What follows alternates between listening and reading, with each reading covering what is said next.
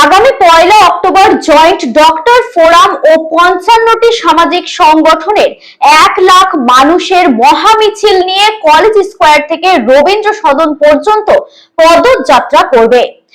অভয়ার বিচারের দাবিতে এই প্রতিবাদে সামিল হবে সবাই। এছাড়াও মহালয়ার দিন ধর্মতলার জুনিয়র ডাক্তারদের নেতৃত্বে মহাসমাবেশ হবে। পুজোর সময় শ্যামবাজারে প্রতিবাদী মঞ্চ স্থাপন করা হবে, যেখানে ডাক্তাররা পুজোর মধ্যে প্রতিবাদ চালিয়ে যাবে। অভয়ার পরিবার দুর্গাপুজো না করার সিদ্ধান্তে অনড়, তাই পুজোর দিনগুলিতে প্রতিবাদের অংশ হিসেবে এই মঞ্চে ডাক্তারদের সক্রিয় উপস্থিতি নিশ্চিত করা হয়েছে। 2017 সাল থেকে আজ অবধি আমাদের রাজ্যে প্রায় 1,500-এর উপরে চিকিৎসক নিগ্রহের ঘটনা ঘটেছে, যেখানে অধিকাংশ ক্ষেত্রে দেখা গেছে নিগ্রহকারীরা শাসক দলের সঙ্গে সরাসরি যুক্ত, ছোট মেজো সেজো বড় নানা ধরনের নেতা। আমরা দীর্ঘকাল আন্দোলনে আছি, রাস্তায় আছি চিকিৎসকদের উপর নিগ্রহের বিরুদ্ধে, কিন্তু তারপরেও সরকার খুব কম জায়গাতেই গ্রেপ্তার করেছে এবং যেগুলোতে গ্রেপ্তার করেছে সেগুলিতে জামিন যোগ্য ধারা, লঘু ধারা যোগ করেছে। অথচ আমাদের রাজ্যে আমরা চিকিৎসক আন্দোলনের ফসল হচ্ছে 2009 সালে আমরা একটা আইন বের করেছিলাম রাজ্য বিধানসভা থেকে, যে এরকম যারা চিকিৎসকদের নিগ্রহ করবেন, হাসপাতালে ভাঙচুর করবেন, তাদের জামিন অযোগ্য ধারায় মামলা হবে, তাদের বিরুদ্ধে গ্রেপ্তার হবেন এবং যা ভাঙচুর হবে তার ক্ষতিপূরণ তাদের বাকি আছে থেকে আদায় করা হবে। এই আইন প্রয়োগ কোথাও করা হচ্ছে না। দ্বিতীয়ত যেটা, যে আমরা প্রথম থেকে বলছি যে এই যে চিকিৎসক বিরোধী নানা রকম মতামত শাসক দলের নেতা মন্ত্রী নানা রকম করছেন, তাতে কিন্তু চিকিৎসক রোগী সম্পর্ক হচ্ছে যে অবনতি হতে বাধ্য। চিকিৎসকদের বিরুদ্ধে উত্তেজিত করছেন তারা, যারা সরকার চালাচ্ছেন তারাই চাইছেন যে সরকারি হাসপাতালে হামলা হোক। মানে এইরকম আমরা কখনো দেখিনি যে সরকারি পক্ষ, সরকার শাসক দল, তারা চাইছেন তাদের পরিচালিত সরকারের হচ্ছে যে হাসপাতালগুলো রয়েছে সেখানে হামলা হোক। এটা হচ্ছে যে আমরা দেখছি। 3 নম্বর, যেটা আমরা বারবার বলেছি, যে সিসিটিভি ক্যামেরাতে থ্রেট কালচার, এই যে হুমকির সংস্কৃতি, ভয়ের আবহ, সেটাকে ধরা যায় না। প্রাইভেট সিকিউরিটি গার্ড দিয়ে এটাকে আটকানো যায় না। তাহলে যেটা দরকার সেটা হচ্ছে আইনের শাসন। সরকার প্রশাসন তারা অপরাধীদের পক্ষ নেবে না, অপরাধীদের শত্রু মনে করবে। তারা বলবে বন্ধু নয়, শত্রু নয়, এরকম হয় না। তাহলে সেই অবস্থান সরকারকে নিতে হবে। আর সবচেয়ে বড় কথা, যে শেষ যেটা বলবো, যে স্বাস্থ্যের পরিকাঠামো, যেটা হচ্ছে যে শেষে বলছি কিন্তু সবচেয়ে গুরুত্বপূর্ণ, যে 1991 সালের পর থেকে রাজ্য সরকার আর সংশোধিত করেনি যে কতগুলি বেডে, কতগুলি রোগী পিছু কতজন ডাক্তার, কতজন টেকনিশিয়ান, কতজন নার্স লাগবে। আমরা বারবার বলছি রোগীর চাপ বাড়ছে রাজ্য সরকারি হাসপাতালে। অল্প সংখ্যক ডাক্তার দিয়ে, অল্প সংখ্যক নার্স দিয়ে, অল্প সংখ্যক টেকনিশিয়ানদের দিয়ে বেশি রোগীর পরিষেবা করাতে হচ্ছে, দিতে বাধ্য করাচ্ছে রাজ্য সরকার। এবং তার ফলে মানুষের, রোগী, তাদের পরিজনের যে প্রত্যাশা তৈরি হচ্ছে চিকিৎসা নিয়ে, আর আমরা যতটুকু দিতে পারছি আমাদের মাথার ঘাম পায়ে ফেলে সর্বাধিক আউটপুটটুকু দিয়ে, তারপরেও গ্যাপ থেকে যাচ্ছে। এই গ্যাপ পূরণ করবার জন্য যেমন কেন্দ্রের সরকারের দায় আছে, তারা হেলথ বাজেট বাড়াতে হবে, জিডিপির অন্তত 5% করা দরকার, তারা মাত্র 2% করছে। আমার রাজ্য সরকারও বেশিরভাগ জায়গায় সরকারের করের টাকা দিয়ে বেসরকারি নার্সিং হোমে পাঠিয়ে দিচ্ছে, বেসরকারি হাসপাতালগুলোর ব্যবসা বাড়ানোর জন্য স্বাস্থ্যসাথী করছে, কিন্তু রাজ্যের সরকারি হাসপাতালগুলোর পরিকাঠামো তারা করছে না। এবং এত হাসপাতাল, এত রোগী সরকারি মেডিকেল কলেজে আসতে হয় কেন? ব্লক হাসপাতালগুলো, প্রাইমারি হেলথ সেন্টারগুলো প্রায় তুলে দেওয়ার জোগাড় করেছে তারা। প্রতিরোধমূলক, রোগ প্রতিরোধমূলক যে স্বাস্থ্য, সেখানে বরাদ্দ প্রায় একদম নেই। বরাদ্দ কমাতে কমাতে একদম প্রায় শূন্যতে এসে ঠেকেছে। কেন্দ্র ওই ন্যাশনাল হেলথ মিশনে যে কটা টাকা দেয় তার উপরে নির্ভরশীল। ফলে রোগ প্রতিরোধ নেই, মানুষ রোগে পড়ছেন এবং রোগে পড়লে প্রাথমিক স্তরে, দ্বিতীয় স্তরে, মাধ্যমিক স্তরে কোনো চিকিৎসা পাচ্ছে না। তাই মেডিকেল কলেজে ভিড় করছেন এবং সেখানে এই যে পরিকাঠামো এবং লোকবল, মানব সম্পদ যা আছে, তার সাথে মানুষের যা প্রত্যাশা, মানুষের যা চাহিদা, যা রোগীর যা চাপ, এইটা ফারাক তৈরি হচ্ছে। এই ফারাক যতদিন না মিটিয়েছে ততদিন আপনি এই ধরনের ঘটনা ঘটতেই থাকবে। সে যতই ওনারা 100 কোটি বরাদ্দ করে এই সব সিসিটিভি বসান আর হচ্ছে যে এই সিভিক গার্ড লাগিয়ে দিন, স্বাস্থ্য ক্ষেত্রে নয়, রাজ্যের প্রতিটি ক্ষেত্রে প্রতিটি মানুষ তার অভিজ্ঞতায় মিলিয়ে নিতে পারেন, তার বাসস্থানে, তার কর্মস্থানে, রাজ্যের প্রতিটি গ্রামে, প্রতিটি মফস্বলে, প্রতিটি শহরে, শহরের পাড়ায় পাড়ায়, প্রতিটি ওয়ার্ডে, প্রতিটি গ্রামে, সমস্ত জায়গাতে, এমনকি বাজারে হচ্ছে যে যিনি সবজি বিক্রি করেন তিনি হচ্ছে যে ট্রেড কালচারের শিকার, যিনি রিক্সা চালান তিনিও ট্রেড কালচারের শিকার। তার কারণ কি এই ভয়ের আবহটা টিকিয়ে রাখতে হবে। দুর্নীতির যে লুটতরা, যে লুটের যে রাজত্ব, এটাকে টিকিয়ে রাখতে গেলে এই ভয়ের আবহটা দরকার হয়। সেই জন্যই হচ্ছে যে ভয়ের আবহ। আর আজকে ভয় ভেঙে মানুষ যেহেতু পথে নেমেছে, এই ভয়ের সংস্কৃতির বিরুদ্ধে, হুমকির সংস্কৃতির বিরুদ্ধে কথা বলছে জোর গলায়, সরকারের রক্তচক্ষু, প্রশাসনের রক্তচক্ষু আর মানছে না। সেই জন্যই হচ্ছে সরকার ভয় পাচ্ছে, আর ভয় পেয়ে হচ্ছে আরো দমন পীড়ন নামানোর চেষ্টা করছে। কিন্তু পৃথিবীর ইতিহাস বলে, যুগে যুগে মানব সভ্যতার ইতিহাস বলে, যখনই রাষ্ট্রীয় দমন পীড়ন যত বেশি করে নামবে, তত হচ্ছে সাধারণ মানুষের দ্রোহ বাড়বে, বিদ্রোহ বাড়বে এবং হচ্ছে প্রতিবাদ প্রতিরোধ বাড়বে। সরকার মনে করে 7 দিনে ডাক্তার করব, 4 দিনে নার্স করব আর 3 দিনে নিরাপত্তা রক্ষী বাড়াবো, সেই সরকারকে বলার কিছু নেই। তার কারণ আইনসভাতে যারা পাঠান তাদের রাজনীতি জানেন না যারা, তাদেরকে যেমন তারা সংসদে পাঠান, বিধানসভায় পাঠান, সেই রকম করে হচ্ছে তারা চুপ করে থাকবেন। হচ্ছে যে হাত তোলা সাংসদ আর হাত তোলা বিধায়ক আমাদের হচ্ছে ভরে গেছে আমাদের রাজ্য। একই রকম ভাবে তারা মনে করেন যে 2 দিন ট্রেনিং দিলে হচ্ছে সিকিউরিটি গার্ড হয়ে যাবে, 2 দিন বা 3 দিনের মডিউলার ট্রেনিং দিলে। সিকিউরিটিটা অত সহজ নয়, বিষয় না। সিকিউরিটি দেওয়া হচ্ছে যে তার 2-3টে ব্যাপার থাকে। একটা হচ্ছে যে তার কিছু টেকনিক্যাল বিষয় থাকে, আর সবচেয়ে আমরা বারবার বলছি সিকিউরিটি হচ্ছে একটা সামাজিক বিষয়, নিরাপত্তা হচ্ছে সামাজিক রাজনৈতিক বিষয়। আরো পরিষ্কার করে বলতে গেলে লাগবে যেটা রাজনৈতিক সদিচ্ছা এবং সমাজে আইনের শাসন, এই দুটোই আমাদের রাজ্যে নেই। তারপরে তো মডিউল 3 দিনের হবে না 30 দিনের হবে, সেটা তো পরে। যে দ্রোহ, এটা তো কোনোভাবেই থেমে যাবে না, এটা আপনারা বুঝতে পারছেন। কারণ যেটা বারবার আলোচনা হলো যে এই দুর্বৃত্ত চক্র, দুর্নীতির চক্র, থ্রেড কালচার, এটা যে শুধুমাত্র স্বাস্থ্য ক্ষেত্রে তা নয়, সমাজের সব ক্ষেত্রে।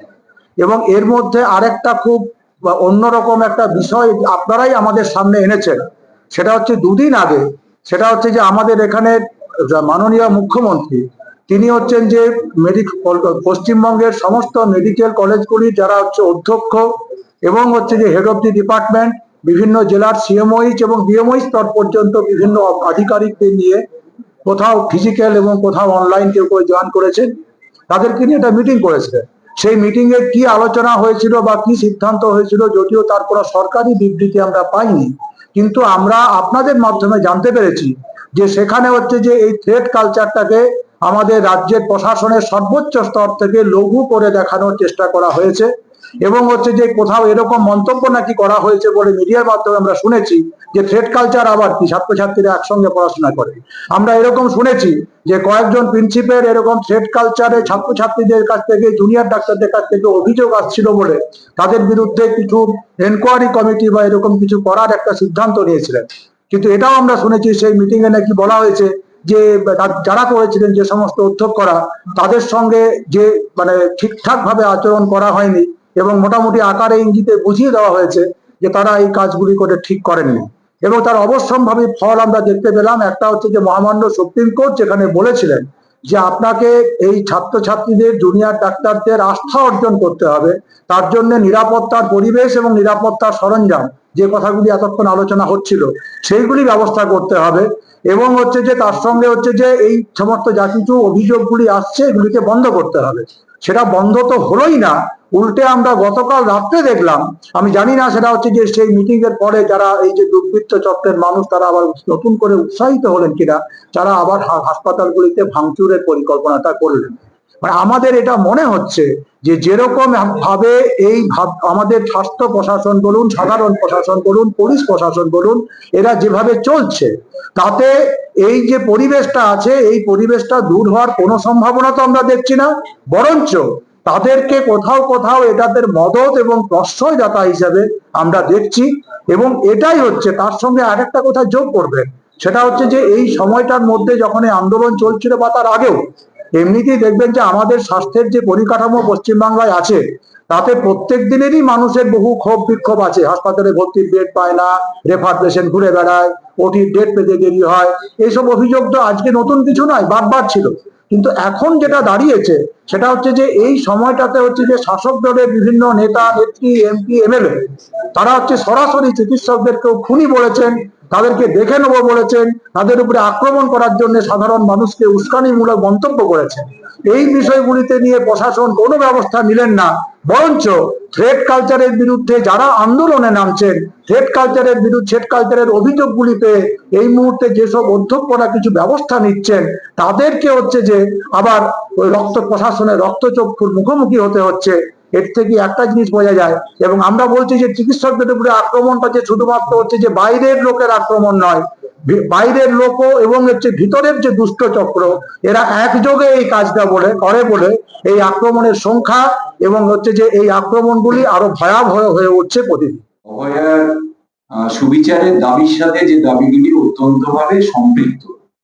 এই সারা রাজ্য জুড়ে বিভিন্ন ক্ষেত্রে যে থ্রেড কালচার শুরু হয়েছে, থ্রেড কালচার যে চলছে, তার অবসান আমরা এই মিছিল থেকে ঘোষণা করতে চাই। আমরা আমাদের রাজ্যে যে প্রতিবাদীদের কণ্ঠস্বরকে আটকাবার জন্য যে ধরনের প্রশাসনিক এবং পুলিশের যে অত্যাচার করার চেষ্টা করা হচ্ছে, তার বিরুদ্ধে আমাদের এই মিছিল হাঁটবে। এই মিছিল হাঁটবে আমাদের নারী এবং সমস্ত স্তরের মানুষের তাদের কর্মক্ষেত্রে নিরাপত্তার দাবিতে এই মিছিল হাঁটবে। এই মিছিল হাঁটবে আমাদের রাজ্যের মাফিয়া এবং সিন্ডিকেট রাজের অবসান চেয়ে। এই মিছিল আমাদের অভয়ার আমরা সুবিচার চাইবো, এবং আমরা লক্ষ্য করেছি এই সুবিচার চাওয়ার আন্দোলন বাকি যে কটি কথা বললাম, থ্রেড কালচার থেকে শুরু করে সিন্ডিকেট মাফিয়ারা, সবগুলি এর থেকে কিছু না কিছু ভাবে জড়িত। এবং আপনারা লক্ষ্য করেছেন 9ই আগস্ট খুন হবার পর, ধর্ষণ হবার পর আমাদের একটি প্রশাসনের একটি অংশ পুলিশ, তাদের একটি অংশ এই খুন এবং ধর্ষণকে ধামাচাপা দেওয়া, তথ্য প্রমাণ লোপাট করার জন্য অনেক রকম কাজ কারবার করছে। ইতিমধ্যেই আজিগড় মেডিকেল কলেজের এক্স প্রিন্সিপাল তিনি অ্যারেস্ট হয়েছেন, টালা থানার ওসি অ্যারেস্ট হয়েছেন। এই দুটি ঘটনা সামান্য একটু প্রমাণ করে যে পুলিশ প্রশাসনের এবং স্বাস্থ্য আধিকারিকদের কি অংশ এই পুরো অংশটি কিভাবে জড়িত আছে। তাই আমরা মনে করি যে আমরা এই যে আন্দোলন, তারা হচ্ছে পিরামিডের নিচের অংশ। ধীরে ধীরে আমরা পিরামিডের উপরে উঠতে চাই। এই থ্রেড কালচার থেকে শুরু করে ধর্ষণ খুনিদের মদতদাতা কারা আছেন, সেই মাথায় আমরা পৌঁছতে চাই। সারা স্বাস্থ্য ব্যবস্থার দুর্নীতি এবং দুর্বৃত্তায়নের বিরুদ্ধে আমাদের এই মিছিল হবে। আমরা এই অভয়ার সুবিচারের দাবির সাথে এগুলি যুক্ত হয়ে গেছে। এবং আমরা এটাও বলতে চাই, সিবিআই যদি কোনোভাবে তার সততা দেখায়, আমরা কিন্তু এই আন্দোলনের পথ থেকে সরব না। আমরা বাধ্য হব আন্দোলনকে আরো জোরদার করতে। যদি কোথাও দেখি যে সিবিআই, যার উপর আমাদের ভরসা আছে, উচ্চ ন্যায়ালয়ের উপর আমাদের ভরসা আছে, 30 তারিখ হিয়ারিং আছে, আমরা আশা করি সেখানে আমরা আরো কিছু সদর্থক দেখতে পাবো। যদি আমরা মনে করি যে সিবিআই ঠিক মতো কাজ করছে না, কোথাও তার কোনো ঘাটতি হচ্ছে, আমরা কিন্তু আন্দোলনের পথে আছি। আমরা আমাদের দাবি রাজপথে মিটিয়ে দিতে চাই। প্রতিবাদের সাক্ষী থেকেছে পশ্চিমবঙ্গ। আমরা চাই আরজিকর হাসপাতালে 9ই আগস্ট ঘটা নৃশংস খুন, ধর্ষণ, প্রমাণ লোপাটে যুক্ত সকল দোষীর দৃষ্টান্তমূলক সাজা হোক। আইনের নির্দিষ্ট সময়সীমার মধ্যে তদন্তকারী সংস্থা এবং সুপ্রিম কোর্ট ন্যায় বিচার সুনিশ্চিত করুক, এটাই আমাদের প্রধান দাবি। আমরা সকল লিঙ্গের মানুষ, বিশেষত প্রান্তিক যৌন লিঙ্গের মানুষেরও নিরাপত্তা, স্বাধীনতা এবং সমান অধিকার চাই। আমরা চাই সরকারি স্বাস্থ্য ব্যবস্থার চরম দুর্নীতি ও অরাজকতার অবসান হোক। শাসকের থ্রেড কালচার, মাফিয়া রাজ ও সিন্ডিকেট, পুলিশি দমন পীড়ন বন্ধ হোক। ন্যায় বিচারের দাবিতে শতাধিক প্রতিবাদী উদ্যোগ একসাথে মহানগরের রাস্তার দখল নিতে চলেছে আগামী 1 অক্টোবর। সকল নাগরিকের কাছে এই ঐক্যবদ্ধ প্রতিবাদে সামিল হওয়ার আবেদন জানাই। নাগরিক মিছিল 1 অক্টোবর বিকেল 5টা, কলেজ স্কোয়ার থেকে রবীন্দ্র সদন। 9ই আগস্ট পরবর্তী সারা পশ্চিমবাংলার যে নাগরিক সমাজ, চিকিৎসক সমাজ যেভাবে আন্দোলন করছেন, সেই আন্দোলনেরই একটি বিশেষ অংশ বলতে পারেন। আমরা প্রায় 55টি সংগঠনের তরফ থেকে আমরা একটি নাগরিক মিছিল ডাক দেওয়া হয়েছে। সেই নাগরিক মিছিলে আমাদের, আবারও বলছি, 55টি সংগঠন অংশগ্রহণ করছে এখন পর্যন্ত। সেখানে ক্রীড়াবিদ আছেন, সেখানে ক্রীড়া আমোদি বা ফ্যান ক্লাবস আছেন, সেখানে শিল্পী সাহিত্যিক আছেন, সাধারণ মানুষ আছেন, শিক্ষক আছেন, অধ্যাপক আছেন, ইঞ্জিনিয়ার আছেন, ডাক্তার আছেন, সংস্কৃতির মানুষ, জগতের মানুষরা আছেন, মানে সর্বস্তরের ছাত্ররা আছেন, যুবরা আছেন, সর্বস্তরের মানুষ এই মিছিলে অংশগ্রহণ করছেন তাদের সংগঠন। এখানে আমাদের 1 অক্টোবর 1 তারিখ 1 লক্ষ, মানে একটি লক্ষ্য, আমাদের পারপাস এই মিছিলের, অভয়ার সুবিচারের দাবিতে আমাদের এই আন্দোলন। এবং এখানে আমাদের 1 লক্ষ মানুষের একসাথে আমরা রাজপথে থাকতে চাই এই 1 অক্টোবর। 1 লক্ষে 1 লক্ষ একসাথে রাজপথে, এই স্লোগানে আমরা মুখরিত করব কলেজ স্কোয়ার থেকে রবীন্দ্র সদন। আমরা একসাথে ওই দিন মিছিল করব। বিকেল 4:30 আমাদের মিছিল শুরু হবে কলেজ স্কোয়ার থেকে এবং রবীন্দ্র সদনে গিয়ে সেই মিছিল শেষ হবে। ভাই বোনেরা, তারা 2 তারিখে একটি মিছিল ডেকেছেন। সেই মিছিলটি 1 তারিখ, সেই মিছিলটি 2 তারিখ বেলা 1টার সময় কলেজ স্কোয়ার থেকে ধর্মতলা অব্দি আসবে। ধর্মতলা একটা সমাবেশ হবে। তো আমরা এই স্লোগানটা দিচ্ছি যে 1 তারিখে 1 লক্ষ, 2 তারিখে 2 লক্ষ। আর এর পাশাপাশি আগামীকাল বিকেল বেলা স্থানীয়ভাবে বিভিন্ন প্রতিবাদের কর্মসূচি নেওয়ার জন্য জুনিয়র ডাক্তার ফ্রন্ট আহ্বান করেছে। সিনিয়র ডাক্তারদের যে যৌথ মঞ্চ ডক্টর তারা সেই আহ্বানকে সমর্থন জানাচ্ছে।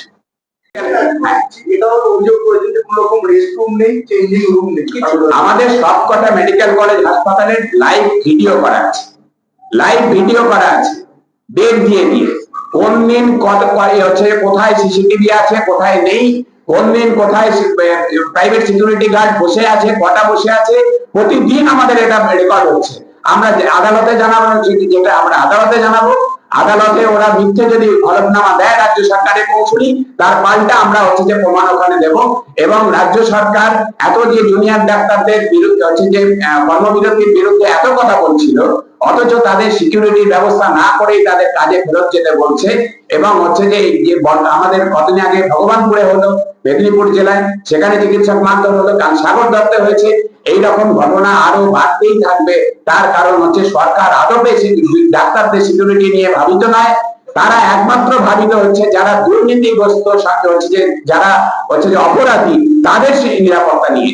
কোন রকমের চিকিৎসকদের বলুন, সাধারণ মানুষের বলুন, নারীদের বলুন, শ্রমজীবী মানুষ, পেশাজীবী মানুষ, বুদ্ধিজীবী মানুষ, সমাজের যে সাধারণ মানুষ বলতে যারা বুঝি, তাদের নিরাপত্তা নিয়ে এই সরকার ভাবিত না। সংগঠন যারা বিভিন্ন পেশার সঙ্গে যুক্ত, সাংস্কৃতিক জগতের মানুষ, ক্রীড়া জগতের মানুষ, ক্রীড়ামোদী মানুষ, এবং তার সঙ্গে আরো সমাজের সমস্ত স্তরের বিভিন্ন পেশা বলুন, বৃত্তি বলুন, চাকরি যারা করেন, তারা শিক্ষক, শিক্ষিকা, ডাক্তার, ইঞ্জিনিয়ার, গবেষক, বহু সমস্ত অংশের মানুষরা বিভিন্ন রকম ভাবে তাদের এই আন্দোলনটা করছে।